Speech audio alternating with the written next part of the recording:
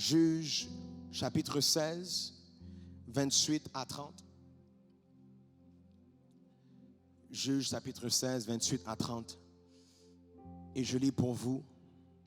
Alors Samson invoqua l'Éternel et dit, Seigneur éternel, souviens-toi de moi, je te prie. Ô Dieu, donne-moi de la force seulement cette fois, et que d'un seul coup je tire vengeance des Philistins pour mes deux yeux.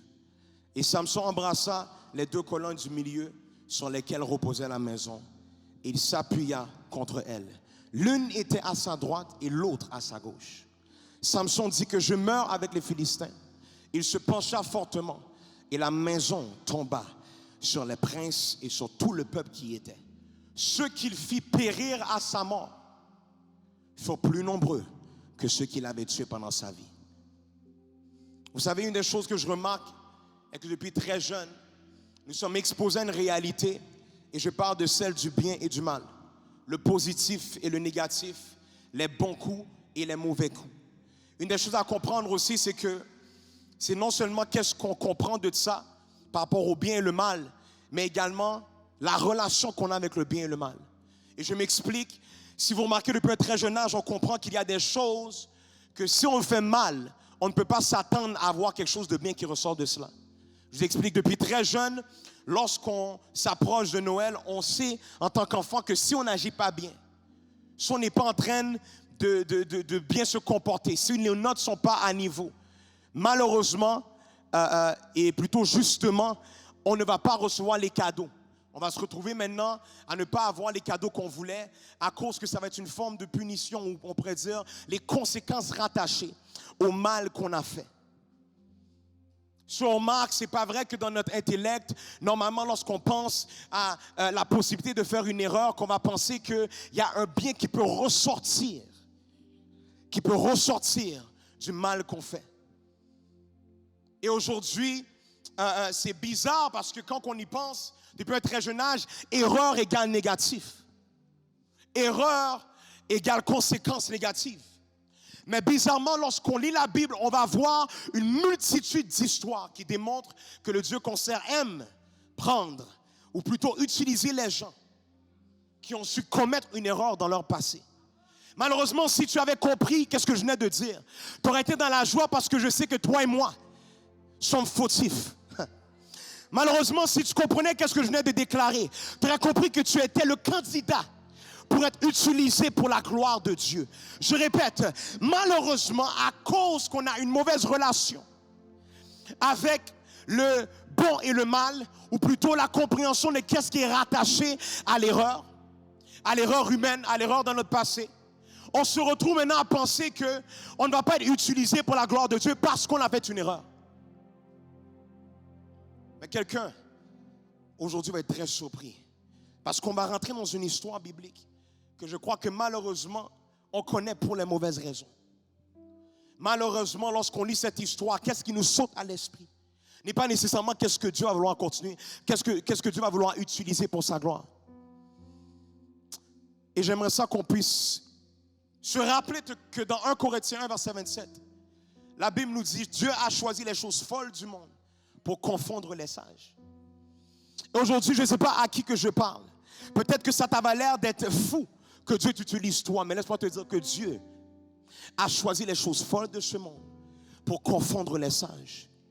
Et sur cette base, je sais que ça va sonner bizarre, mais le titre de mon message ce matin est le tremplin de l'erreur. Je sais que d'habitude on va dire le tremplin de la foi, le tremplin de l'abondance, le tremplin d'un bon coup. Mais aujourd'hui, on va parler du tremplin de l'erreur. Lorsque tu veux que tu écrives dans les commentaires le tremplin de l'erreur. Le tremplin de l'erreur. Tu peux continuer à jouer. Le tremplin de l'erreur. Pour ce faire, pour nous aider à comprendre comment Dieu peut utiliser nos erreurs comme tremplin pour la prochaine saison, pour notre prochaine promotion, pour notre saison d'élévation, on va rapidement passer à travers l'histoire de Samson. On va voir que Samson va tomber amoureux. Lui qui était juge va tomber amoureux de Delilah. Et je sais que là maintenant, tout de suite dans ta tête, qu'est-ce qui ressort? C'est il a fait son erreur. C'est lui, c'est ça l'histoire. C'est l'histoire de Samson qui a fait l'erreur de donner son secret à Delilah. Mais aujourd'hui, on va aller dans un autre angle. Que quelqu'un écrive un autre angle. Un autre angle. Donc, je vais aller pour vous directement dans le chapitre 16 du livre de Juges. Et on va aller dans le verset 6 à 10. Je lis pour vous. Aujourd'hui, ça sera un message exposé où est-ce que je vais passer à travers l'histoire de Samson. Et je vous garantis que Dieu va toucher quelqu'un. Là où est-ce que tu es, je sais que Dieu va te toucher. Tu vas rencontrer la vérité qui va te libérer. La Bible nous dit, vous connaîtrez la vérité et la vérité vous libérera. Je sais qu'aujourd'hui, tu vas rencontrer une vérité qui va te libérer de la prison de tes erreurs. Je lis pour vous le chapitre 16, versets 6 à 10. Delilah dit à Samson, dis-moi, je te prie, d'où vient ta grande force? Et avec quoi il faudrait te lier pour te dompter? Samson lui dit, si on me lie avec cette corde fraîche qui ne fût pas encore sèche, je deviendrai faible et je serai comme un autre homme. Les princes des Philistins apportèrent à Delilah 7 cordes fraîches qui n'étaient pas encore sèches, et elle le lia avec ses cordes. Verset 9. Or, des gens se tenaient en embuscade chez elle. Dans une chambre, elle lui dit, les Philistins sont sur toi. Samson, il rompit les cordes comme se rompt un cordon d'étoupe quand il sent le feu. Et l'on ne connut point d'où venait sa force. Delilah dit à Samson, voici tu t'es joué de moi. Tu m'as dit des mensonges. Maintenant je te prie, indique-moi avec quoi il faut te lier. Il faut comprendre ici que les Philistins présentement sont frustrés de savoir que Samson avait une force qu'ils ne comprenaient pas. Ils ne savaient pas comment ça se faisait que cet homme-là pouvait être aussi fort. Donc maintenant, ils vont envoyer Delilah, ils vont mandater Delilah à cause que Samson à cause qu'ils ont vu que Samson est tombé amoureux d'elle. Ils vont dire, toi Delilah, on te mandate, on te donne comme mandat de nous démystifier. Comment se fait-il qu'il est fort comme ça? On veut que tu nous expliques, que tu nous indiques comment qu'on peut faire en sorte que cet homme devienne faible. Et maintenant, Delilah va aller voir Samson. Il va dire à Samson, écoute, dis-moi, comment se fait-il que tu es fort? Donne-moi, c'est quoi le secret? Et Samson va le mentir. Et là maintenant, Delilah va dire ensuite, voici, tu t'es joué de moi. Tu m'as dit des mensonges. Maintenant, je te prie, indique-moi avec quoi il faut te lier. Verset 11, il lui dit, si on me liait avec des cordes neuves, dont on ne se fût jamais servi, je deviendrai faible et je serai comme un autre homme. Delilah prit des cordes neuves avec lesquelles elle le lia, puis elle lui dit, les Philistins sont sur toi, Samson. Or, des gens se tenaient en embuscade dans une chambre et il le rompit comme un fil de corde qu'il avait au bras. Delilah dit à Samson, jusqu'à présent tu t'es joué de moi. Tu m'as dit des mensonges, déclare-moi avec quoi il faut te lier.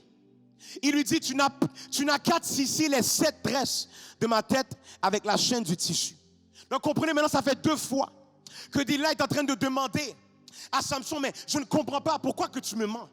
Je veux savoir comment qu'on peut faire pour te rendre faible. Et Samson va le mentir encore une fois. Et maintenant il va se dire, dis-moi-le. Samson, dis-moi c'est quoi ton secret? Et là maintenant, il va déclarer ceci, tu n'as qu'à tisser les 7 tresses de ma tête avec la chaîne du tissu. Et elle les fixa par la cheville. Puis elle lui dit, les Philistins sont sur toi, Samson. Et il se réveilla de son sommeil et il arracha la cheville du tissu et le tissu. Elle lui dit, comment peux-tu dire, je t'aime? Et c'est là qu'on voit la manipulation de Delilah. Elle va commencer maintenant à rentrer dans les émotions.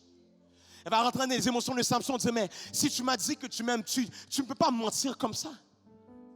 Et maintenant, Samson va avoir un combat dans ses émotions. Parce que lui, il sait qu'il a des émotions pour Delilah. Il va dire, non, mais c'est vrai. C'est vrai. Si j'ai des sentiments pour elle, je devrais lui faire confiance avec mon secret. Et il va se retrouver dans une situation où maintenant, Samson va se dire, mais non, mon amour doit être prouvé dans ma franchise. Il va maintenant décider d'être franc avec Delilah. Et il va dire ceci. En fait, la Bible nous dit dans verset 16, regardez ceci, comme elle était chaque jour à le tourmenter. Il y a des choses dans la vie qui nous tourmentent à chaque jour. Il y a des choses il y a des voix que tu entends. Il y a des situations que tu fais face, que tu essaies de te détourner de cela. Mais ça te hante.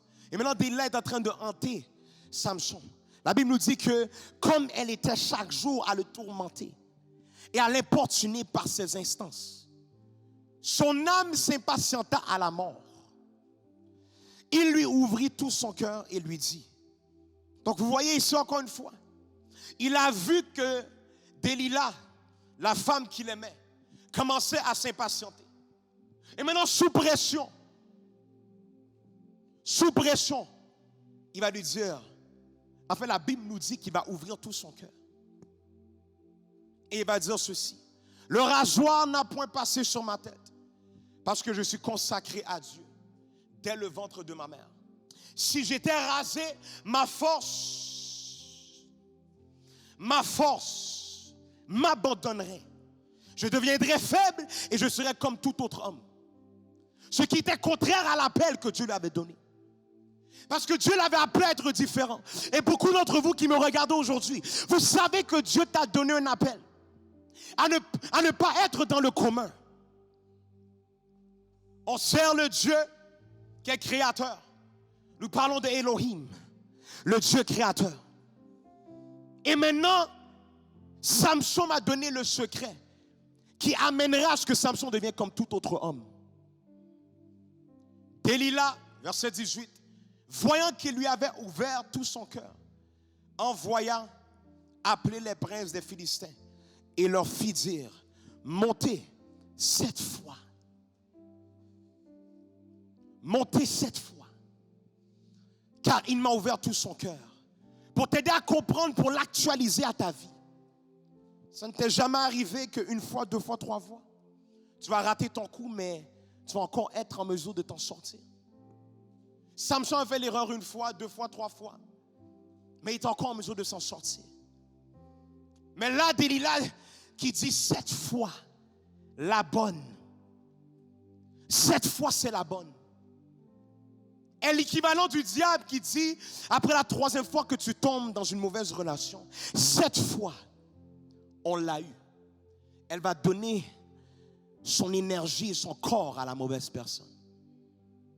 C'est l'équivalent du diable qui va dire, après la 3e fois que tu décides de pardonner ta mère, ton père, ton mari, ta femme, ton frère, ta soeur, mais la 4e fois tu dis non, je ne la pardonne plus. Je ne le pardonne plus. C'est fini. Et là, c'est à ce moment que le diable va dire 7 fois. On l'a eu. Son cœur va se refroidir. Verset 18. Delilah, voyant qu'il lui avait ouvert tout son cœur, envoya appeler les princes des Philistins et leur fit dire, montez 7 fois, car il m'a ouvert tout son cœur. Et les princes des Philistins montèrent vers elle et apportèrent l'argent dans leurs mains. Donc là, on voit comment qu'elle était mandatée, parce qu'il y avait un prix à l'accomplissement de son mandat. Il y avait une récompense.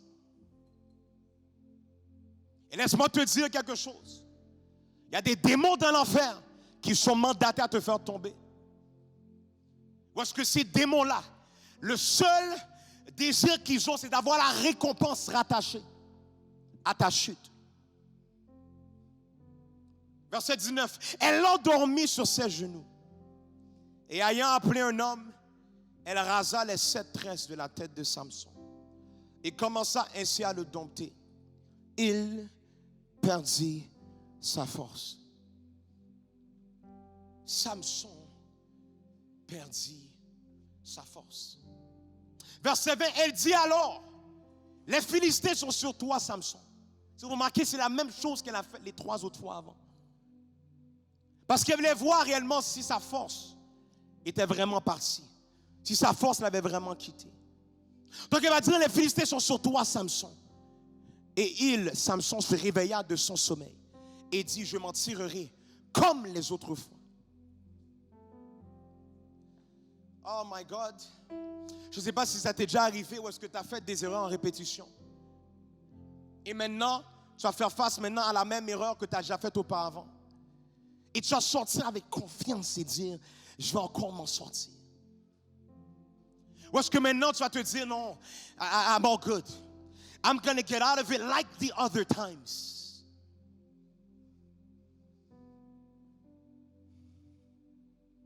Samson va dire, je m'en tirerai comme les autres fois.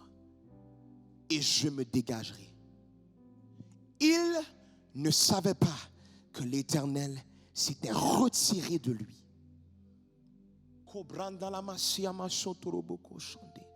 Je ne sais pas si je parle à quelqu'un qui sentait que l'Éternel s'était retiré de toi.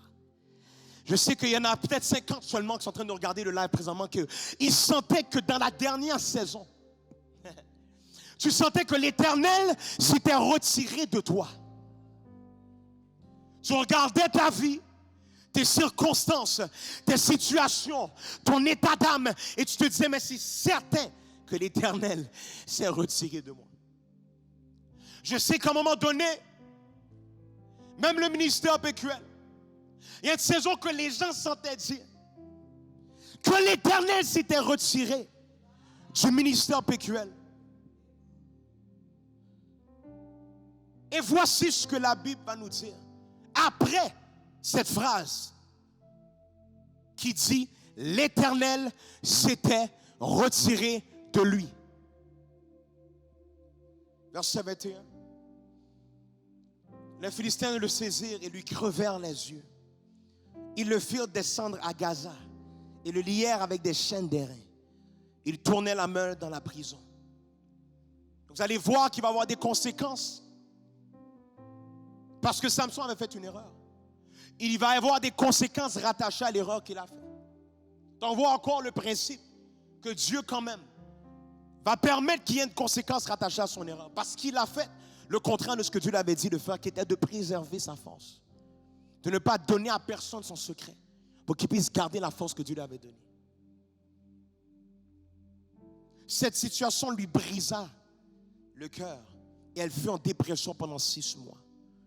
Ça, c'est l'équivalent de ils vont lui crever les yeux. Cette situation fut trop pour lui. Et il retomba dans la drogue pendant plus de 12 mois. Ça, c'est l'équivalent des conséquences rattachées à les erreurs qu'on peut faire au XXIe siècle.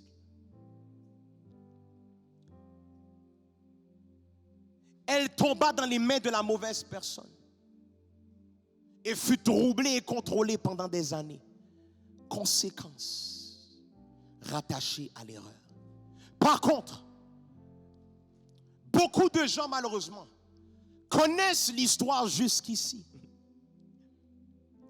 Beaucoup de personnes, lorsqu'on parle de Samson, et on parle de l'histoire de Samson et Delilah, dans notre pensée, dans notre mémoire, qu'est-ce qu'on se rappelle? C'est l'histoire jusqu'à ici. Et c'est la tristesse de l'humanité. C'est la tristesse de l'humanité. On va plus facilement se rappeler de la partie négative de l'histoire. Tout comme dans l'histoire de Samson, qu'est-ce qu'on va se rappeler? C'est l'erreur qu'il a faite. On va se rappeler qu'il avait les 2 yeux crevés. Et je sais qu'il y a des gens ici qui combattent présentement. Parce que pour eux, ils savent qu'à l'intérieur de eux, ils ont un problème. Parce que leurs yeux sont focalisés sur les choses négatives. Et maintenant, je parle à ta perspective. Et je déclare qu'à partir d'aujourd'hui, ta perspective va se réajuster. Pas à ton passé, mais au futur que Dieu t'a appelé à voir. Samson va avoir fait une grave erreur. Va avoir des conséquences rattachées à sa grave erreur. Mais ça ne change en rien que son histoire ne s'arrêtait pas là. Et quelqu'un doit le déclarer. Mon histoire n'est pas terminée. Écrivez dans les commentaires, mon histoire n'est pas terminée. Voici le point tournant de l'histoire de Samson. Verset 22. Cependant, my God, cependant les cheveux de sa tête recommençaient à croître.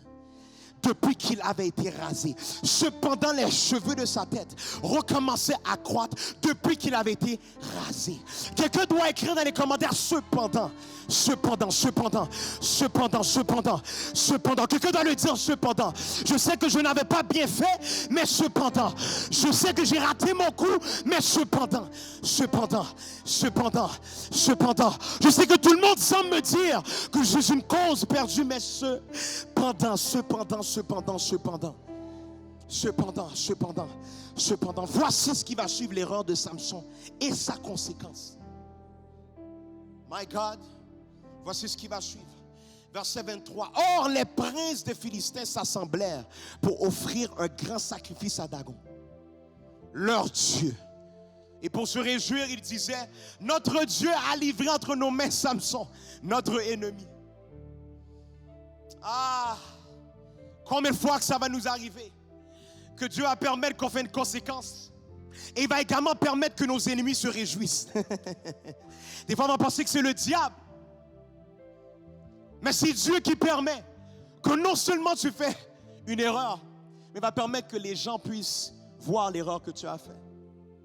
Et maintenant, on va voir que les Philistins vont commencer à rire, se réjouir.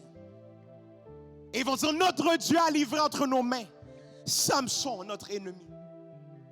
Et quand le peuple le vit, ils célébrèrent leur Dieu en disant, notre Dieu a livré entre nos mains notre ennemi. Celui qui ravageait notre pays et qui multipliait nos morts. Dans la joie de leur cœur, ils dirent qu'on appelle Samson et qu'il nous divertisse. Je ne sais pas si ça vous est déjà arrivé, que maintenant on va se moquer des erreurs que tu as faites. Ah, peut-être que je parle seulement à peut-être 15 d'entre vous. Peut-être c'est seulement 15 d'entre vous. Mais moi, je m'en rappelle en 2018. Où est-ce que Dieu va permettre qu'il y a certaines choses qui vont se faire. Vous connaissez l'histoire. Il y a des gens qui vont maintenant commencer à se moquer. Et Dieu va le permettre. Pourquoi? Parce qu'il va utiliser les choses folles de ce monde pour confondre ceux qui se croient être sages. Lorsque la Bible dit, il va utiliser les choses folles, il a choisi les choses folles de ce monde pour confondre les sages. Il faut comprendre qu'il y avait un sarcasme derrière cette phrase-là. Lorsqu'il parle de ceux qui se nomment sages, ce n'est pas qu'ils étaient réellement sages, mais c'est qu'ils se croyaient sages. Et maintenant, voici qu'est-ce qui va se passer. Ils firent sortir Samson de la prison et il joua devant eux.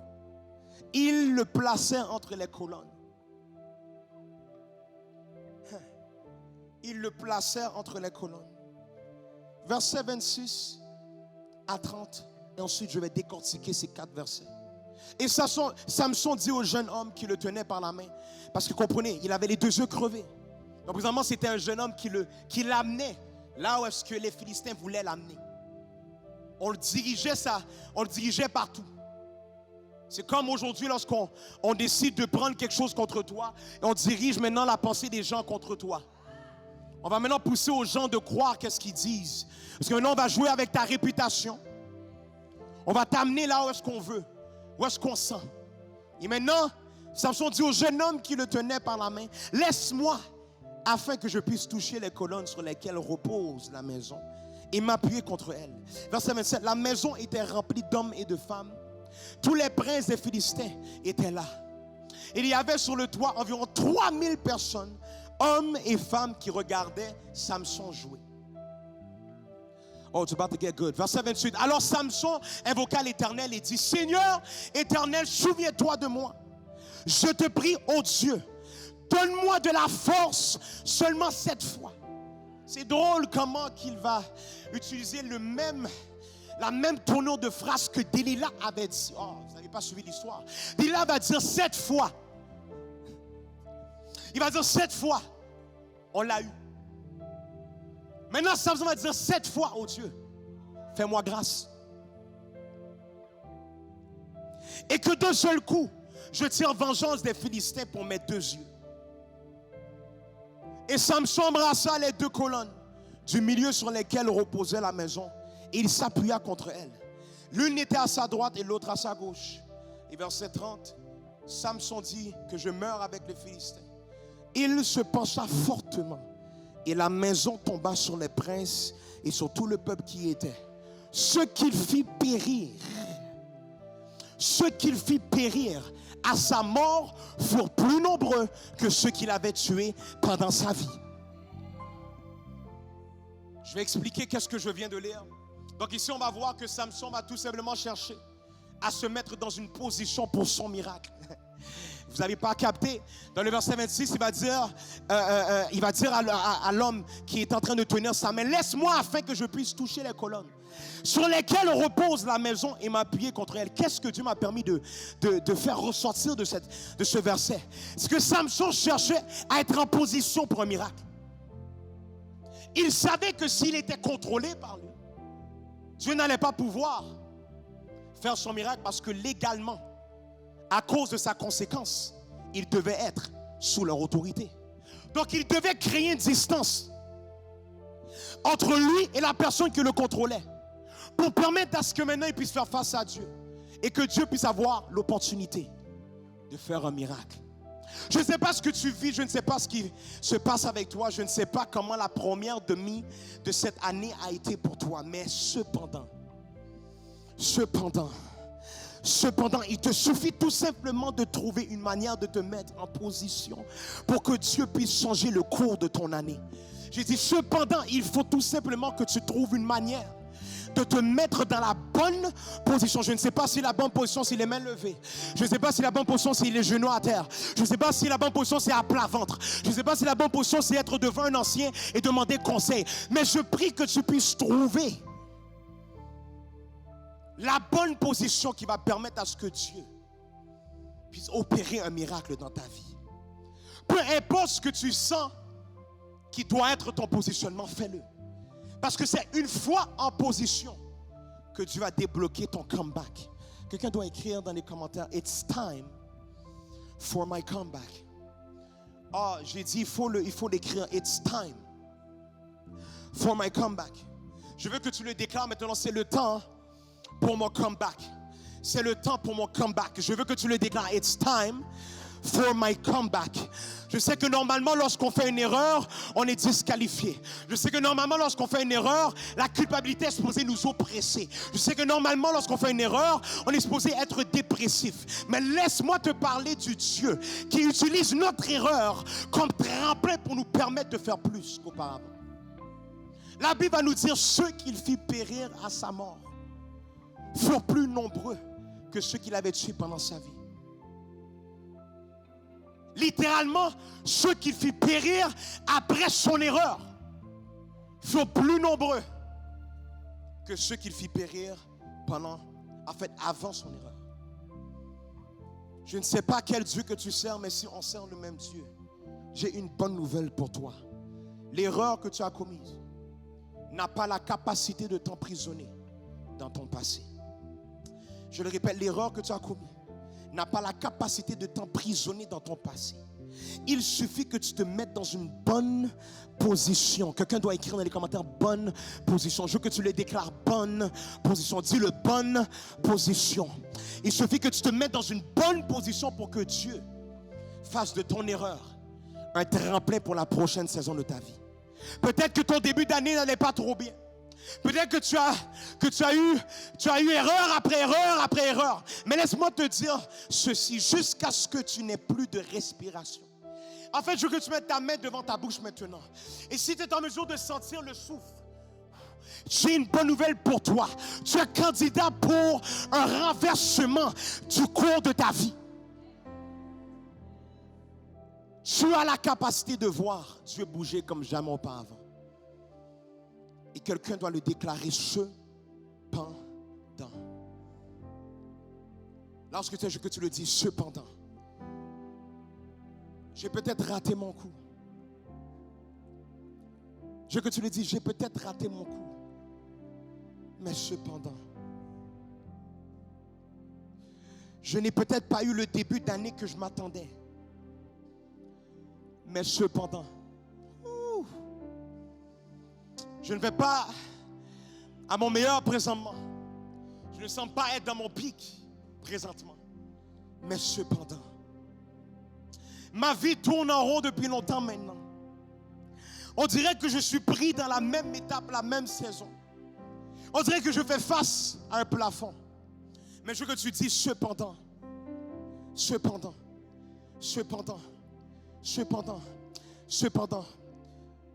Oh, je prie que là où est-ce que tu es, que tu te mettes dans la bonne position pour un miracle dans ta vie. Tantôt, lorsque j'ai parlé de position, je sais que Dieu t'a parlé et t'a fait comprendre la position que tu devais avoir dans cette saison.